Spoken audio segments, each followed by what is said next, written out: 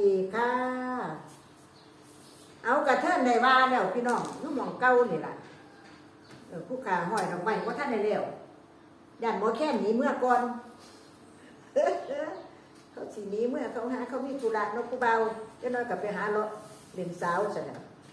ก็เลยสิอัดก่อนล่ำของประวัติของหลวงพ่อแผนโสภโนเจ้าอาวาสวัดผู้ปู่ในฝันหรืออีกได้หนึ่งพระราชทินานามชื่อว่าพระยานรักขิตโสภโนเจ้าคณะจังหวัดกาฬสินธุ์ฝ่ายธรรมยุทธก่อนล่ำตอนตั้งแต่เพิ่นน้อยเนาะเพิ่นเกิดมาแต่เพิ่นยังน้อยอยู่เพิ่นยากซ้ำไหนออกโรงเรียนมาแล้วเฮ็ดหยังแน่แต่พอท่านออกโรงเรียนเฮ็ดหยังแน่อยู่เฮือนเฮ็ดหยังแน่แต่นี่เอาหลักๆมาแค่นเป้าให้แม่ล้างอีกแค่ก่อนมากัน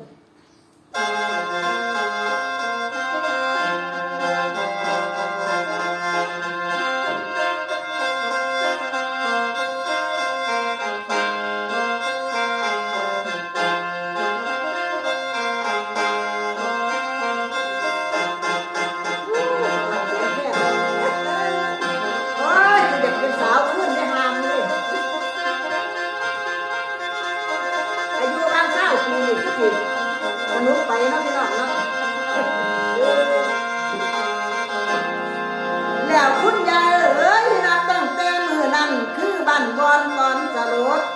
ได้ชีวิตของหลวงพ่อแผนก็หักแสนลั่นทุกแมนบ่มีผู้ใดเขาอายุไว้พ่อเขาโรงเรียนได้เพียงทางเรียกเพื่อนฟ้านแน่นอนเพราะส่วนทางนี้ราคาโรงเรียนทางโรงเรียนเข้าสมัยก่อนที่ว่าเข็นขัดพ่อปานไหนสมัยไปกีดไปโรงเรียนเดือนละเทื่อ2 เทื่อสุดยอดก็คือสมุนแล้วคุณแม่เอ๋ยทางโรงเรียนแต่สมัยก่อนที่ว่าเข็นขัดพ่อปานไหนไปโรงเรียนเดือนละ2 ครั้งที่นับบ้านนี่นอกเกินแล้วเดี๋ยวว่าข้าแต้วน้องพ่อกับแม่ทั้งสองไปหาเขาที่บ้านอื่นแล้วหลวงพ่อแผนเพิ่งตั้งเขาเพิ่งเอาคืนตักน้ำกินข้างน้ำใส่เป็นอ้ายเลี้ยงลูกไว้นับว่าถูกล้อและช่วยบอกไข่ป่วยแข็งแรงดี12 ปีออกโรงเรียนกับเรียนแหวนนอหลายด้านการกระหันไปหน้าน้องหลายคนบ่ทันยังเขาขาดไทยเขาขาดถุงเงินขาดไทยขันหาปลาได้ตัวใหญ่บังเอาไปแลกเขาตัวมันน้อยไปคนที่มันคนใส่สั่งที่ไหนตัวง่ายๆมันเอาไปแลกเขาเด้อเป็นว่าไหลนอนความจนขั้นว่าจิ้นแม่นกินแก้วกระทุ้งตูดในหัวใจมันลันทดหอดตามกำมันดังกองละมีเมื่อหนึ่งคุณแม่กันเดินกาดนองเล่าผิดกันเบา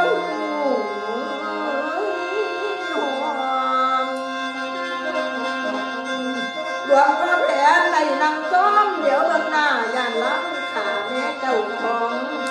น้อยบ่นานเสียงแม่ห้องน้องขาแม่เลือดไหลตกเอาบักตกที่หัวเจ้าแม่จันดาลาโลน ทำงานเหมือนกันที่สวนสัตว์แล้วยังไปตีกันขากันเป็นยังไง เอาบักตกที่หัวเอื้อย ทุกคนมาตีข้าวไป เราคุณแม่เอ๋ยน้องปัญญังน้องปัญญังดูดนมหลวงพ่อโจมมาดาห่วงเปิดเสียงให้น้ำลาย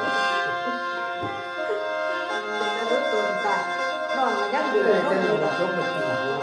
มีหัวหนองกัน น้องปัญญังดูดนมหลวงพ่อโจมมาดาห่วงน้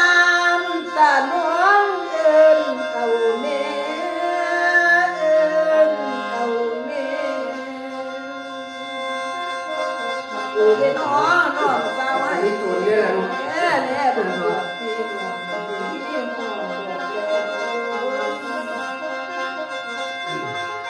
ละผู้ให้น้ำเนื้ออยู่จนจนลูกให้น้ำอยู่จนจนผู้เมียสั่นก็สั่นตัว นั่นเด็กโอ้ยอันนี้ก็เป็นลูกหมีต้นอะไรเนี่ยมาหายปกติให้น้ำเจ้าละ คือตั้งแต่ก็เป็นมนุษย์ตัวจ้าน้องก็ยังดูนุ่มอยู่เนาะละตัวใจน้ำอย่าเล่าตายอย่าปล่อยไหลลูกเด้อเจ้าได้ฟังคำพวกคนเฒ่าว่าเศร้าสาวบ่ต้องสั่นบ่ต้องสั่น จ่ายขึ้นตัวโบ้ที่เลย คำว่าสั่นนี่สั่นจะได้ เหลือกับสันอยู่แล้ว จับแม่คือจับแม่สั่นน่ะเนี่ยเขย่าเขย่า เพราะว่าจ่ายขึ้นตัว แต่คนตัวมืออย่างเล็กน้อยเขาบอกจับ ขยาวให้หน่อยตัวมือ แล้วคุณแม่จะน้ำตายข้าเปลี่ยนดูนอแก้วให้สวยบ้างแล้วพ่อฝันลูกที่แตกน้ำตัวถึงวางปฏิหารบ้านดังจากขึ้นมาได้เรียนหาดอกแนวยาง ก็จ่ายผิด เอาเงินเอา จ่า ไป ย อย่าง ขึ้นตัว อยากคุณยายเอ้ยเราเป็นทางบ้านคนหัวร้องคิดดูแต่ลำบากหวงเพราะว่าหากแม่ตายตั้งแต่เท้าข้างนั้นมันคงแย่คนกลัวเดิม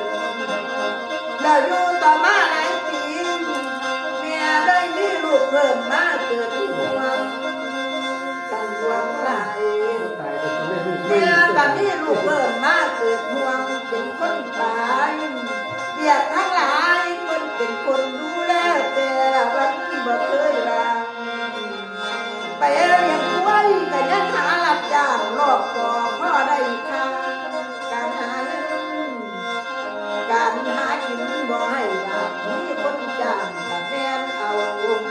อายุเพียง12 ปีรับจ้างขึ้นมะพร้าวต้นน้อยใหญ่บ่เคยกลัวบ่เคยตัวชา เข้า เป็นมะพร้าวรับจ้าง เข้าคนนี้ตัว เลี้ยงครอบครัวซอยนั้นดาวเชิดเดินหาดอกเงินใจ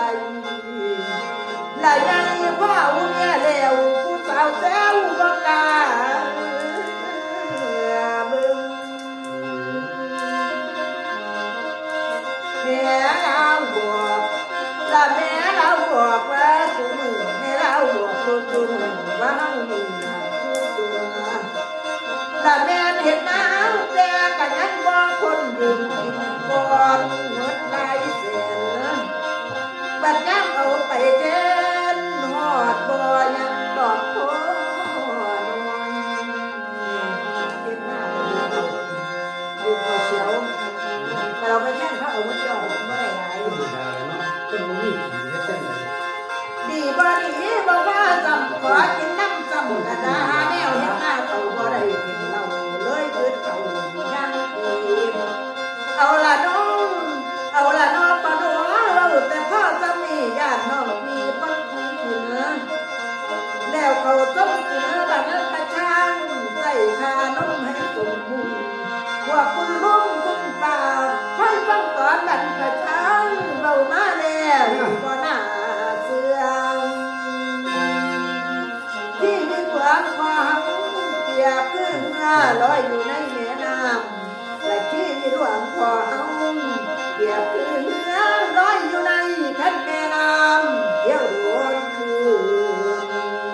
ได้ขึ้นคงเที่ยวโดนคืนได้ขึ้นคงได้ลอยมงจังแม่นดีหมอคนฟังโอ้ยนาโอ้ยน้อง